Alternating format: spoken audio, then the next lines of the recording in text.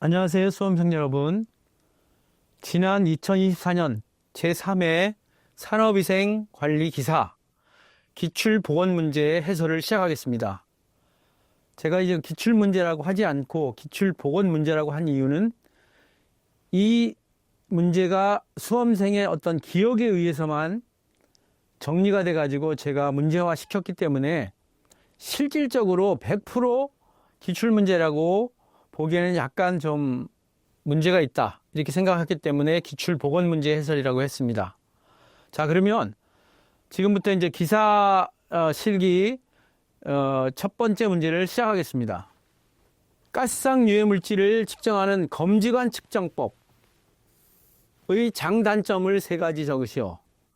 우리가 보통 그 작업장에 유해물질을 갖다가 측정할 경우에는 거의 그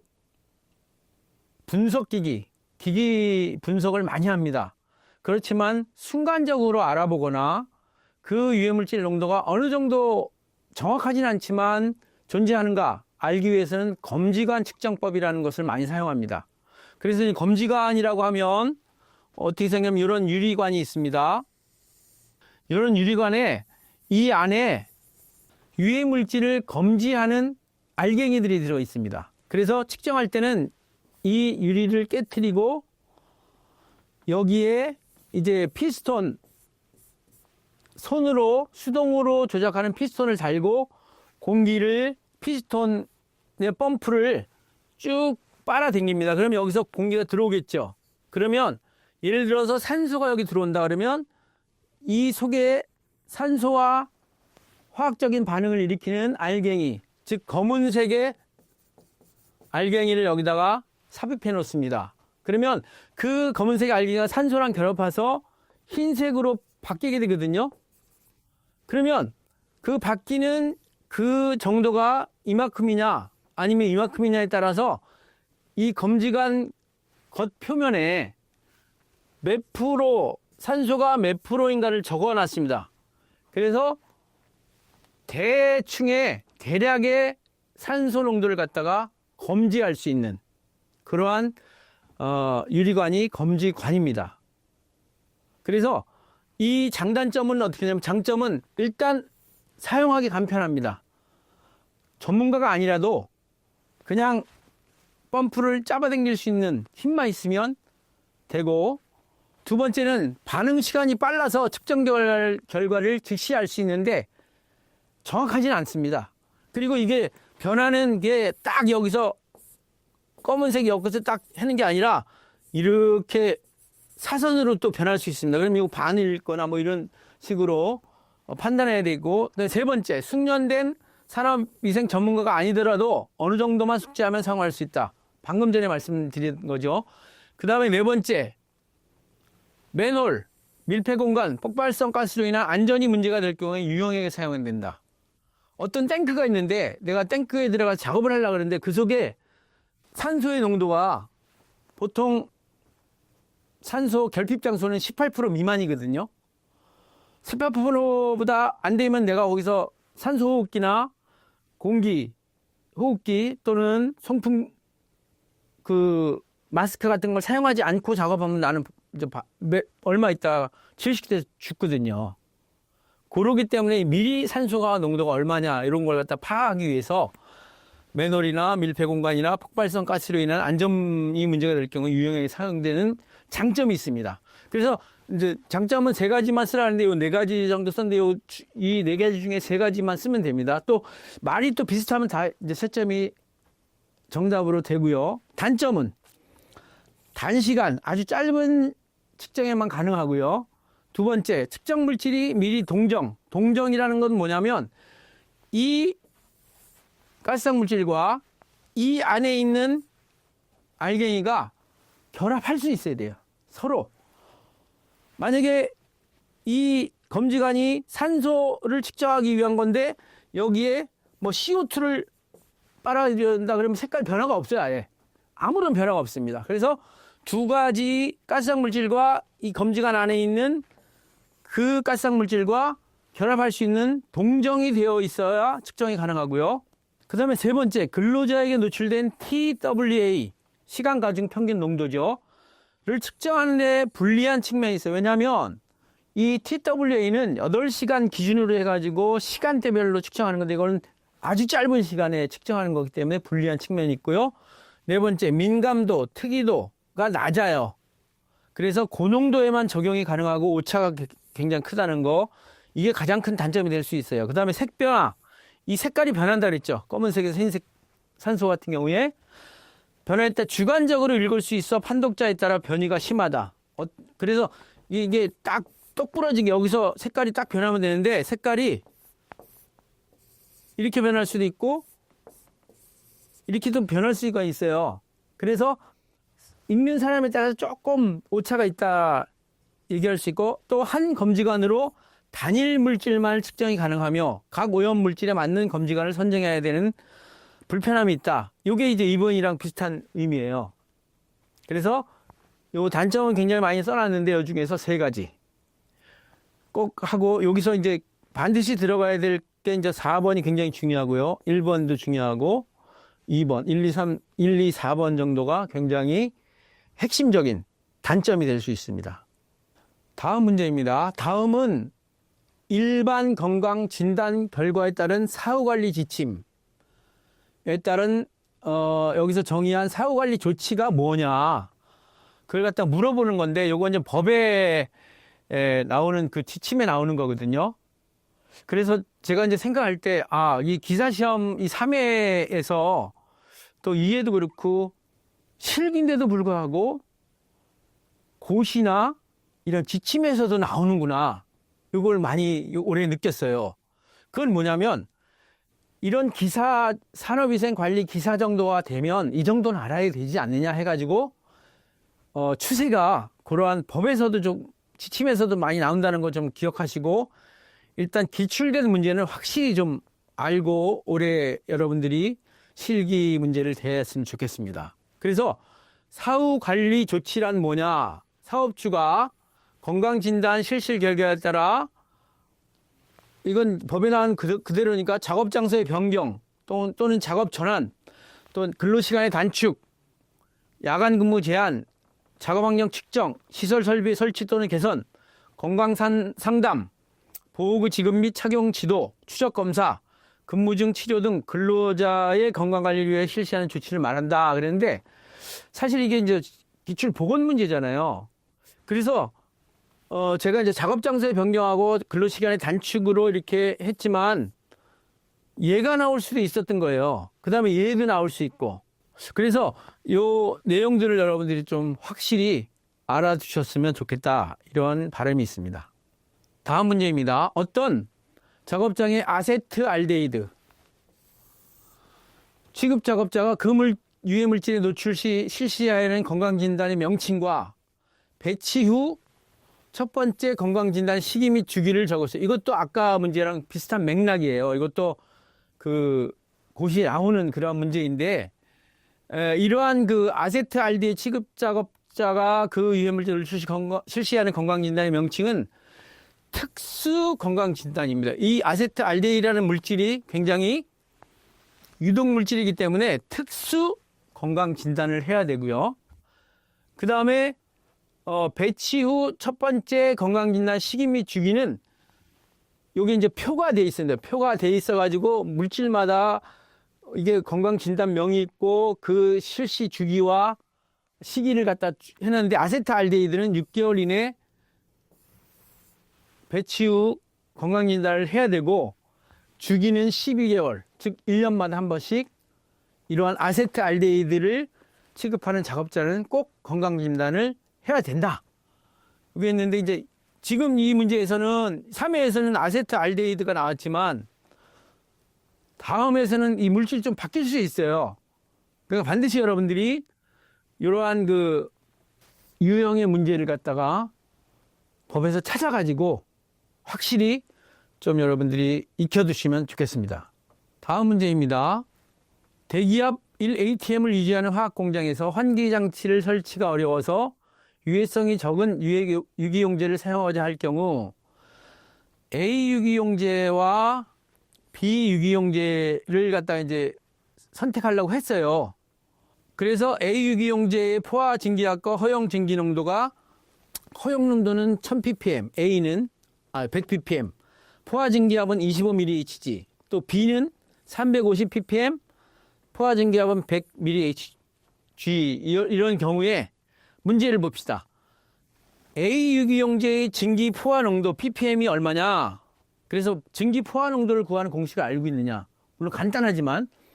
자, 두 번째, A 유기용제의 증기 위험도 지수 VHI, Vapor Hazard Index를 구하고, 또 B 유기용제의 또 포화 증기 농도를 구하고, B 유기용제의 증기 위험도 지수 VHI를 구하라 이렇게 되어 있습니다. 자, 해설해 보시면 A 유기용제의 증기 포화 농도는 뭐냐면 공식은 아주 간단합니다. 1기압이니까 760분의 그 다음에 포화 증기압이 Pmax예요. 그리고 ppm으로 나타나있으니까 12육승을 곱한 것 뿐입니다. 그래서 760분의 25 곱하기 12육승 간단하죠? 그러면 이 말이 뭐냐면 A 유기용제가 화학 공장에 퍼졌을 경우에 얼마만큼의 농도를 나타내느냐거든요. 그거는 32,894.7ppm이 나타난다. 그러면 이런 유기용제, A 유기용제의 위험도 지수는 얼마냐? 이게 로그 값을 취해야 됩니다. TLV분의 C. 그래서 100분의 여기서 구한 32,894.7을 로그를 취하니까 2.52예요. 그 다음에 B 유기용제도 똑같은 의미로 760, 100 하니까 131,578.9 ppm. 그 다음에 VHI, 증기 위험도 지수를 구하니까 2.58. 그러면 증기 위험도 지수가 B가 더 크죠? 2.52하고 2.58. 그러니까 위험성이 더 커요. 지금 여기서는 그냥 두 가지의 VHI가 하고 포화 농도만 구하라 그랬는데 사실은 의미가 뭐냐면 얘를 쓸 건가를 선택하라는 게 또 포함되어 있는 거예요. 그러니까 B 유기용제가 위험성이 더 크기 때문에 B를 사용하지 말고 얘를 사용하라, 이런 의미를 가지고 있다 이렇게 생각하시면 됩니다. 다음 문제입니다. 사업장에서 근로자의 위험 또는 건강장애를 예방하기 위하여 노사가 산업안전보건에 관한 중요한 사항에 대해서 노사가 함께 심의 의결하고 산업재해 예방에 대하여 근로자의 이해 및 협력을 구하는 한편 근로자의 의견을 반영하는 역할을 수행하는 기구, 이거는 이제 산업안전보건법에 딱 나타나 있습니다. 이러한 기구를 뭐라고 하느냐? 산업안전보건위원회. 이건 이제 알면 3점이고 모르면 0점이죠. 이런 식으로 법에 관한 기본적으로 산업위생관리 기사가 알아야 될 그러한 내용을 갖다가 이렇게 간단하게 물어보는 문제가 가끔 나오고 있어요. 그러니까 이것도 여러분들이 확실히 알아주시기 바랍니다. 다음 문제입니다. 지금 여기서도 거의 법에 관련된 문제가 아주 계속해서 나오고 있잖아요. 그래서 수험생들이 이때까지 이런 경우가 없었는데 이게 왜 이렇게 많이 나올까 이렇게 의아했던 그러한 문제이기도 합니다. 산업안전보건 기준에 관한 규칙, 이거 우리가 공부할 때 이 규칙을 여러분들이 인터넷에서 다운받아가지고 여러분 보관하시면서 문제 나올 때마다 확인해 보셔야 됩니다. 사업주가 근골격계 질환 예방 관리 프로그램을 수립하여 시행해야 되는 사업의 경우를 3가지 적으세요. 이것도 이제 저는 규칙에 나옵니다. 첫 번째는 뭐냐면 근골격계 질환으로 산업재해보상보호법 시행령에 따라 업무상 질병으로 인정받는 근로자와 연관 10명 이상 발생한 사업장을 저러한 예방 프로그램을 실시해야 된다. 시행해야 된다. 그 다음에 두 번째, 근골격 질환으로 산업재해보상보험법 시행령에 따라 업무상 질병으로 인정받는 근로자가 5명 이상 발생한 사업장으로서 발생 비율이 그 사업장 근로자 수의 10% 이상인 경우, 이러한 경우도 있고 이러한 경우도 있고, 사실은 이런 문제 나올 때는 이제 좀 가로놓기를 해가지고 하면 좋은데 아예 그냥 3가지를 적으라 그랬으니까 너무 좀 어렵게 수험생이 느껴는 것 같아요. 그 다음에 3번째, 근골격계 질환 예방과 관련하여 노사 간 이견이 지속되는 사업장으로서 노동부 장관이 고용노동부 장관이 필요하다고 인정하여 근골격계 질환 예방 관리 프로그램을 수집하여 시행할 것을 명령한 경우 고용노동부 장관이 너 이거 근골격계 질환 예방 관리 프로그램을 시행해 이럴 경우도 포함된다. 그래서 이 세 가지. 왜냐하면 이 근골격계 질환이 굉장히 우리 사업장에서 이슈가 되는 하나의 질환입니다. 그래서 이런 구체적인 것을 물어본 것 같아요. 다음 문제입니다. 국소배기 장치를 처음으로 사용하는 경우나 국소배기 장치를 분해하여 개조하거나 수리를 한 후 처음으로 사용하는 경우에 사용 전에 다 이제 처음으로 출시하거나 아니면 고쳐가지고 다시 사용하는 경우에 사용 전에 점검해야 하는 사항에 대해서 예시를 제외한 두 가지를 적으시오. 그럴 경우에 접속부가 헐거워졌는지, 헐거워지면 공기가 새잖아요. 그러면 안 되거든요. 이거 빼고 두 가지를 더 적으라. 하나는 덕트와 배풍기의 분지 상태. 이거는 법에 나오는 그대로 써있기 때문에 배풍기라고 하는데 배풍기를 송풍기라고 해도 됩니다. 분지 상태. 덕트와 배풍기의 분지 상태가 축적이 되어 있는지 쌓여 있는지 안 쌓여 있는지 확인하고, 두 번째 흡기, 빨아들이는 공기, 배출하는 공기, 흡기와 배기의 능력이 어떤가. 그 다음에 세 번째, 그 밖에 국소배기 장치 성능을 유지하기 위해 필요한 사항. 이걸 갖다가 쓰면 되는데 사실은 1번과 2번을 쓰라는 얘기죠. 그래서 국소배기 장치를 새로 설치하거나 아니면 상태가 안 좋아서 다시 뜯어가지고 다시 조립했을 때 사용하기 전에 점검해야 될 그런 것이 무엇이냐. 이것도 고시에 나와 있어요. 그래서 확실히 좀 알아두시기 바랍니다. 다음 문제입니다. 다음 보기에 주어진 측정값의 기압 평균, 지오메트릭 미디언과 기압 표준 편차, GSD를 구하라. 이렇게 되는데 보기에 여러 가지의 누적 분포와 거기에 해당되는 값이 적혀 있습니다. 그래서 기압 평균은 누적 분포 50%에 해당되는 값이에요. 그래서 이 50%에 해당되는 값, 이걸 찾아내느냐, 못 찾아내느냐, 그걸 물어보는 거예요. 아주 간단한 겁니다.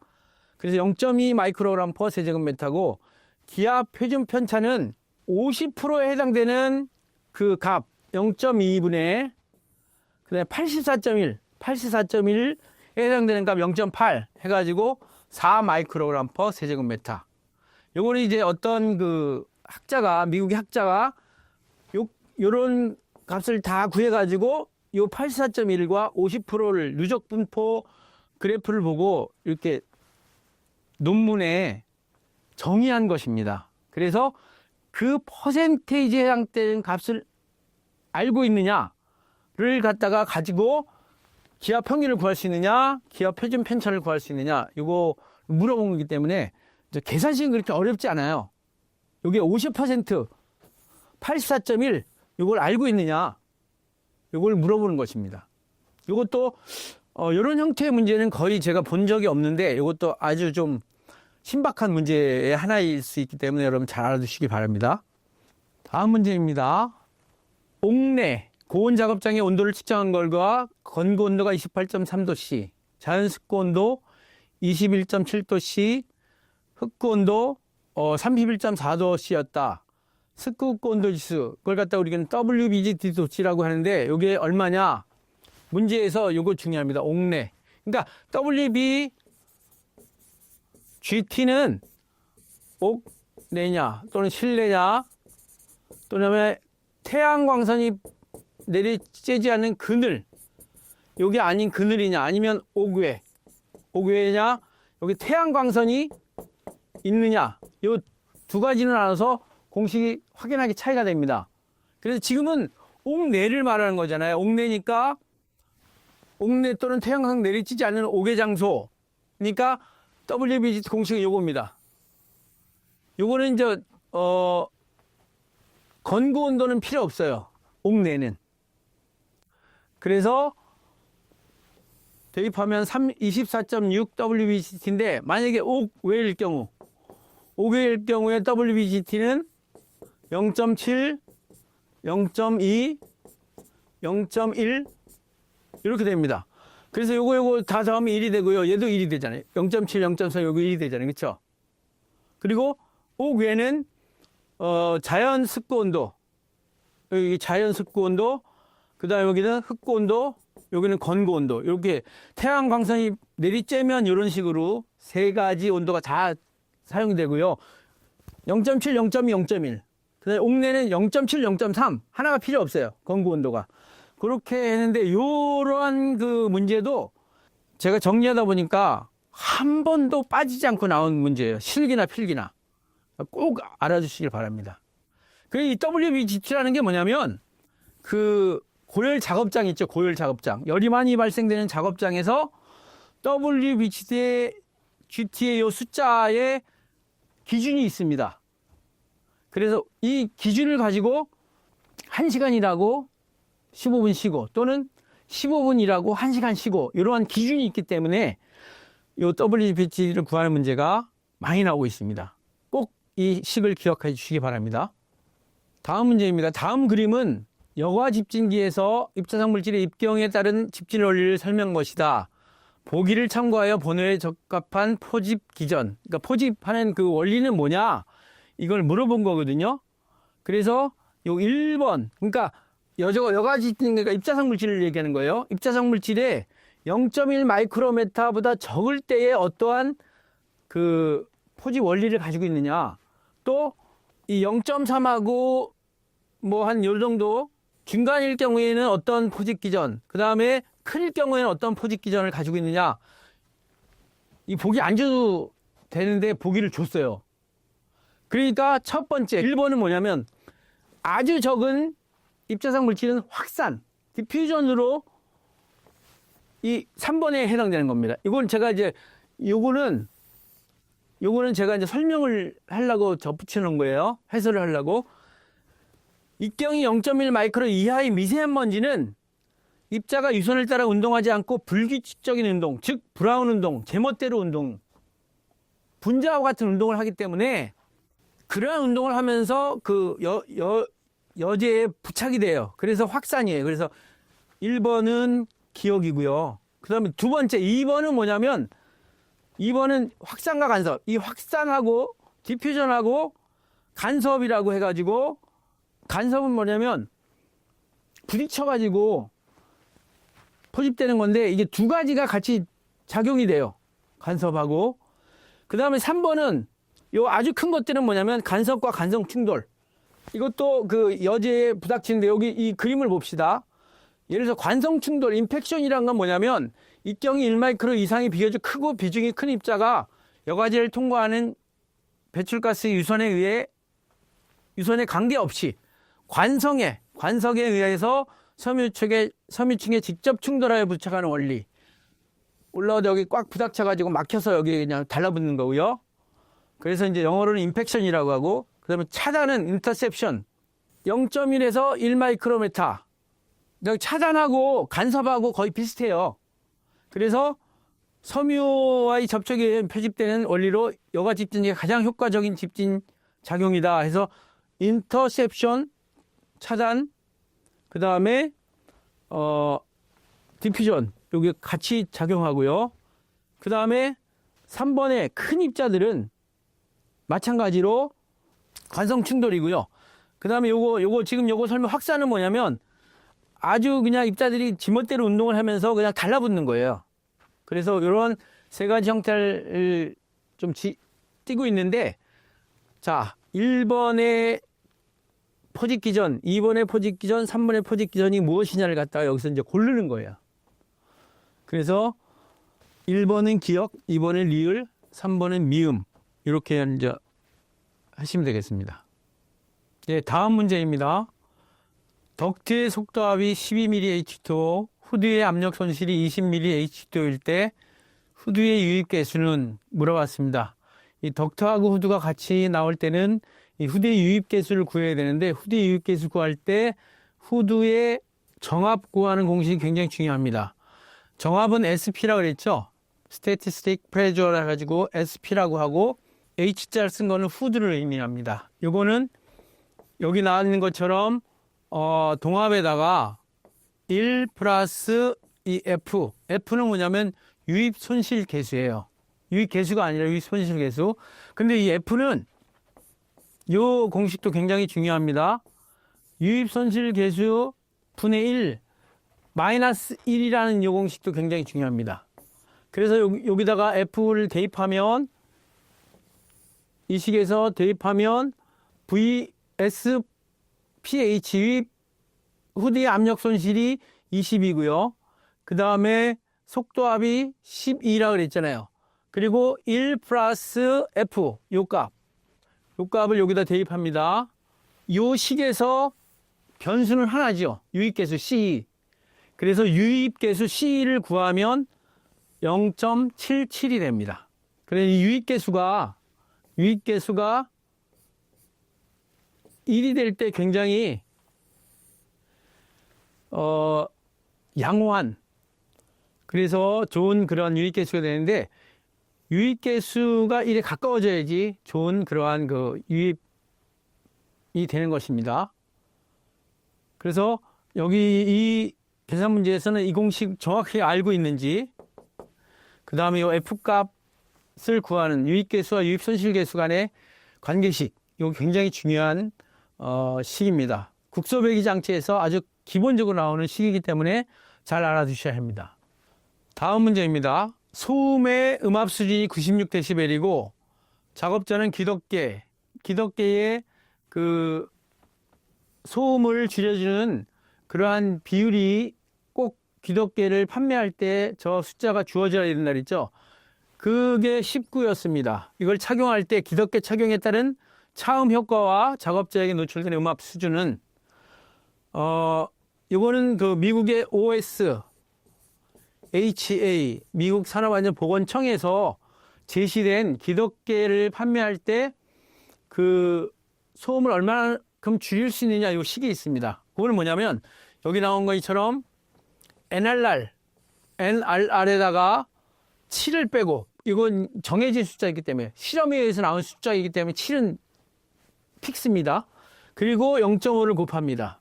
그러면 여기 19고 7을 빼면 12죠. 12에다 0.을 곱하니까 6dB입니다. 6dB만큼의 차음 효과가 있다.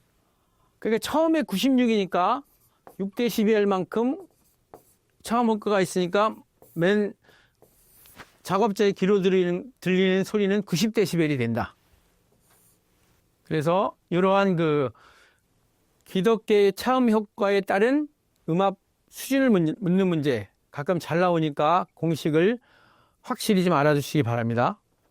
다음 문제입니다. 고열 배출원.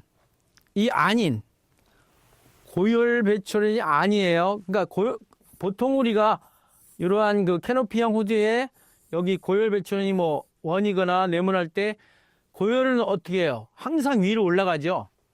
그러면 이게 고열이 저절로 위로 후드로 들어가는 이러한 그 후드를 갖다가 우리가 이제 캐노피형 후드인데 고열이 아니에요.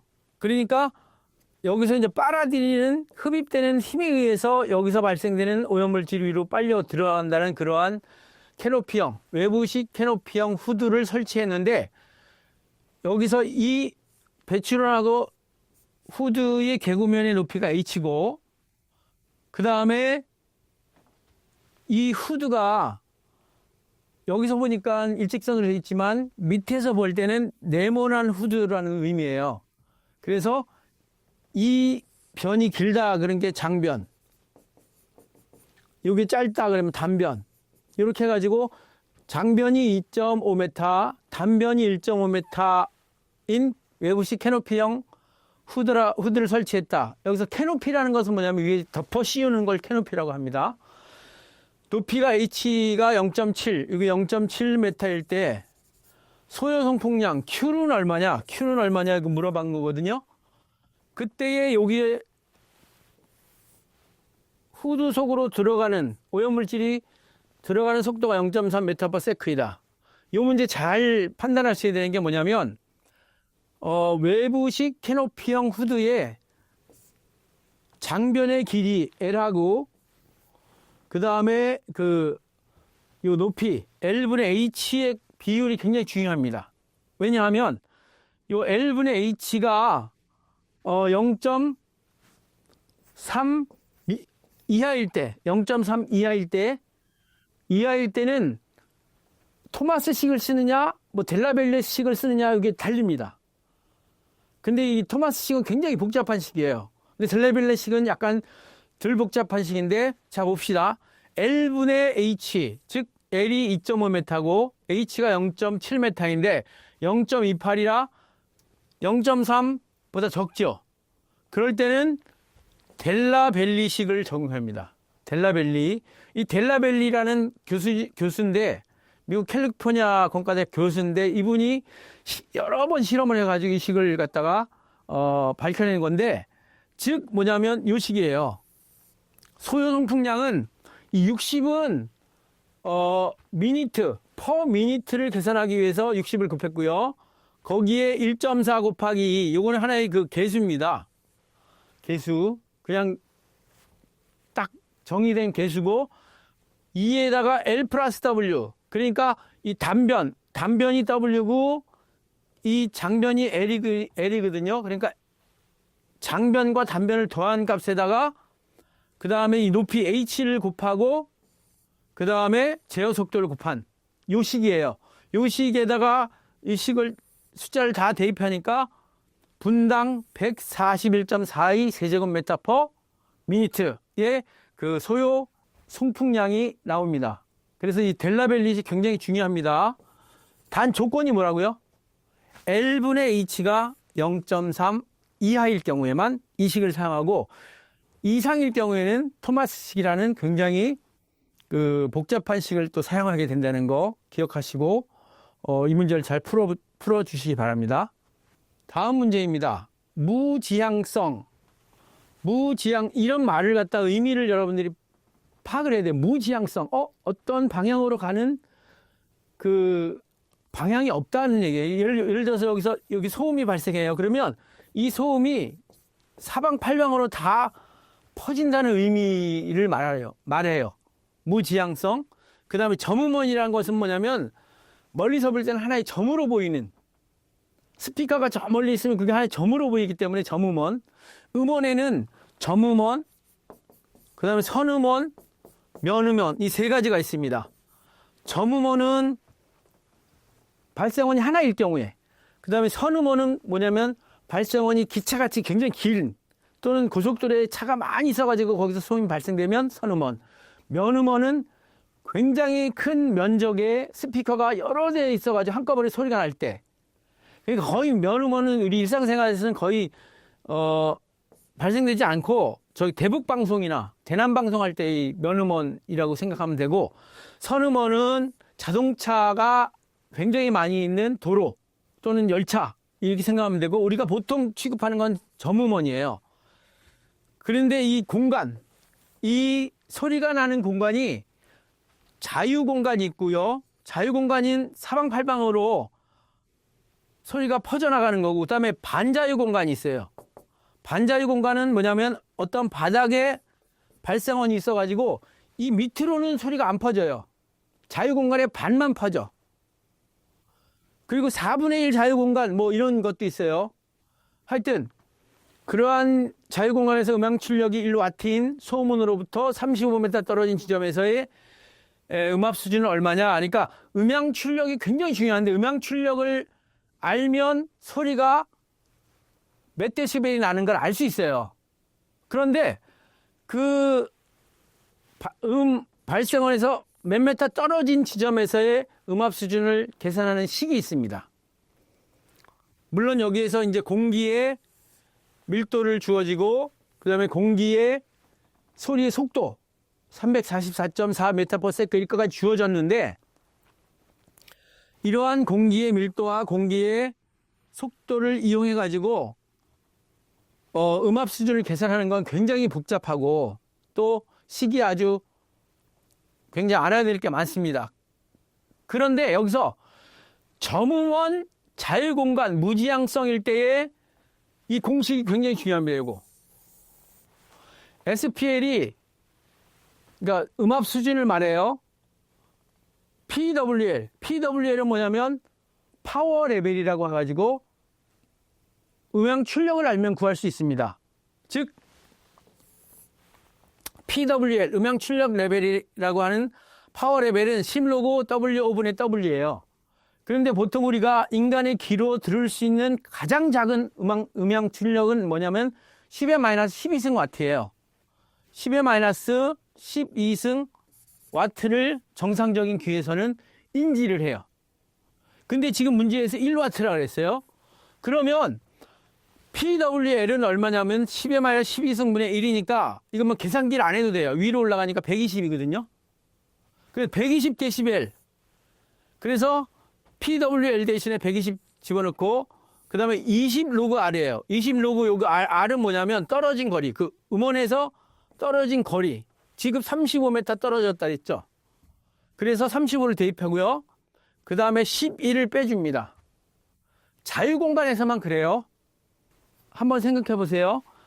이 자유공간에서 소리가 퍼져가지고 들리는 소리하고 똑같은 음향 출력인데 이쪽으로는 소리가 안 가고 반만 퍼지는 소리의 음의 크기는 이 반이 더 세요. 소리가 더 크게 들려요. 왜냐하면 공간이 2분의 1로 축소되어 있으니까. 그래서 소리는 이런 특징을 가지고 있어요. 소리의 출력이 반으로 줄어들면 3데시벨만큼 안 들린다. 이렇게 생각하시면 돼서 만약에 지금 여기서 자유공간이라 해가지고 PWL-20로그 R-11인데 만약에 반자유공간이라고 하면 SPL은 PWL-20로그 R-8이에요. 8. 반자유는 8이에요. SPL이 11 빼는 거하고 8 빼는 게 8이 더 소리가 크잖아요. 그렇죠? 근데 반 줄어들었으니까 3만큼 차이가 나는 거예요. 여기 이런 특징이 있으니까 그걸 잘 기억하시고 그 다음에 이 공식 굉장히 중요합니다. 그러면 지금 PWL 129 했죠. 35m 떨어졌다 그랬죠. 그 다음에 11 빼죠. 요거 계산기를 해보면 78 데시벨이라는 음압 수준이 나옵니다. 소음에서 이러한 음압 수준이 발생원에서 떨어진 거리만큼 떨어진 데서 얼마큼 나오느냐 이런 문제는 소음이 아주 굉장히 기본적인 문제이면서 시험 문제 잘 출제된다는 거. 하나 더 팁 드리자면 자유공간에서는 11 빼는데 반자유공간에서는 8을 뺀다는 거 꼭 기억해 주세요.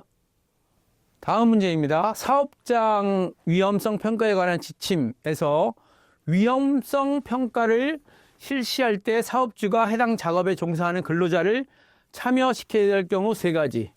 이것도 이제 굉장히 요새 사건, 사고가 많이 터지니까 이슈가 되는 그러한 걸 갖다가 기사 정도의 자격증을 가지고 있는 사람이 알고 있느냐, 모르고 있느냐를 물어보는 것 같아요.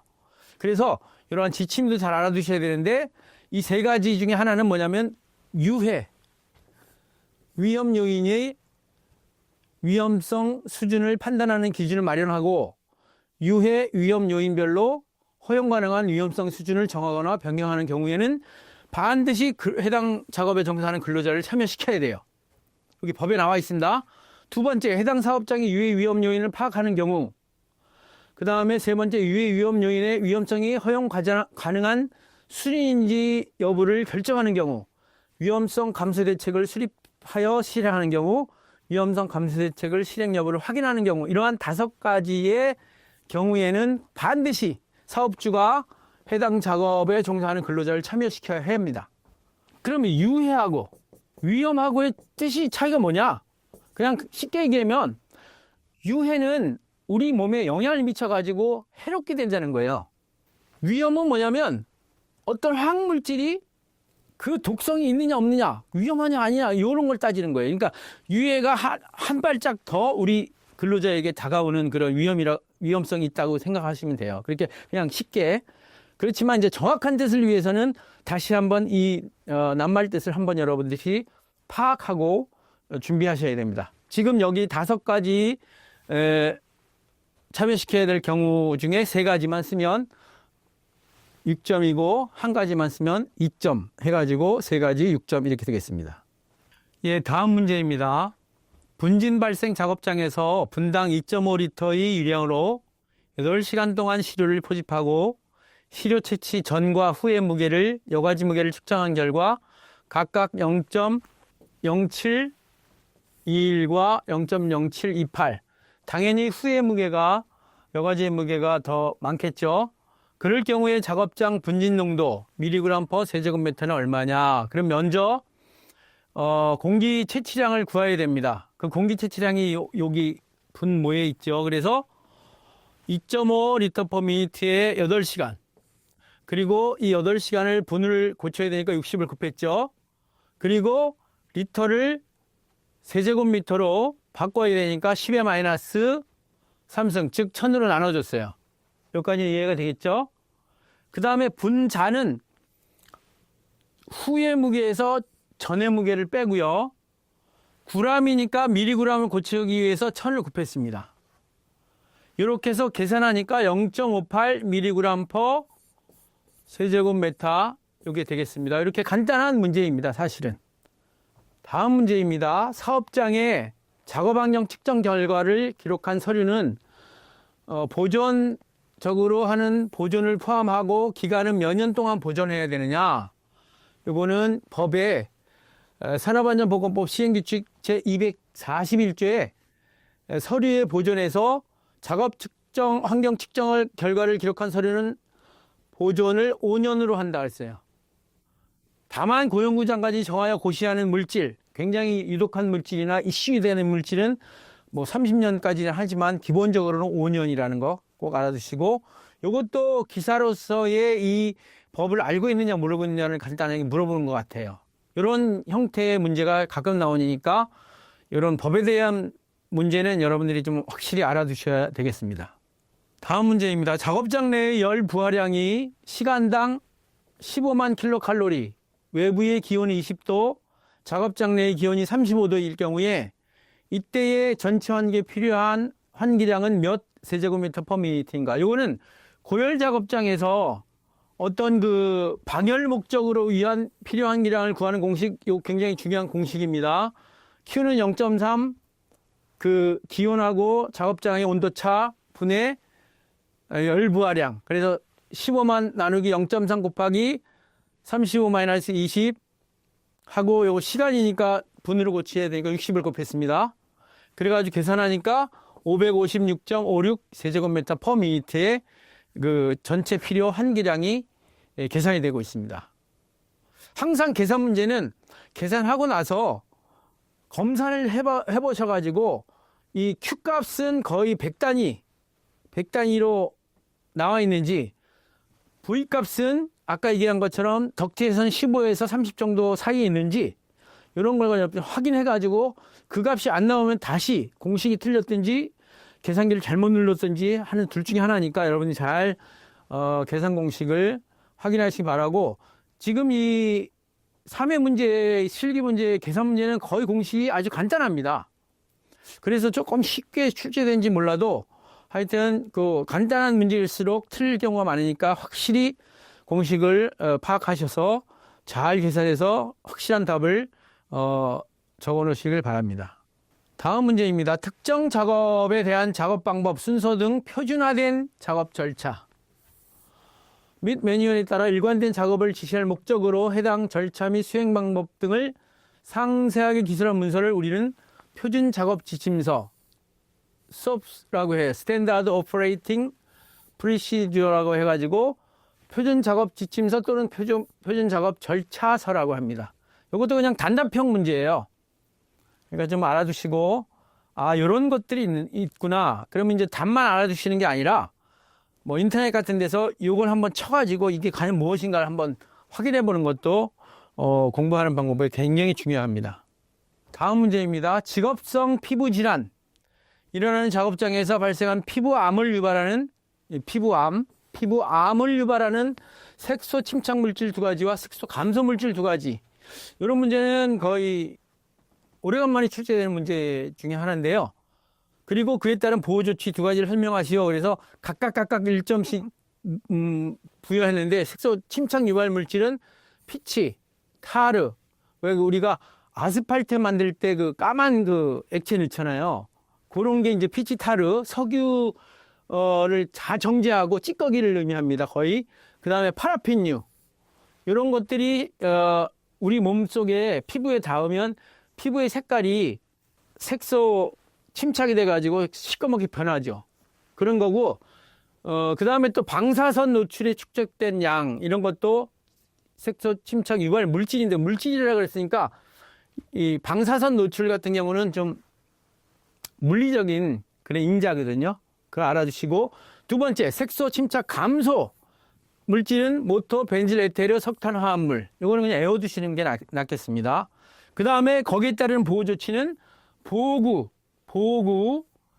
사용. 그러니까 뭐 보호 가운 이런 것도 있고, 그 다음에 자외선 차단제 UV 거의 B를 차단하는 그러한 차단제 있죠. 여러분 그 여성 화장품에서도 많이 이게 나오잖아요, 그렇죠? 그 다음에 피부 세척제, 피부 보호 크림을 사용하는 것이 이러한 피부 색소에 대한 보호 조치 방법이다, 이렇게 알아두시면 되겠습니다. 이상으로 산업위생관리기사 실기 2024년 제3회 기출보건문제 해설을 모두 마치겠습니다. 감사합니다.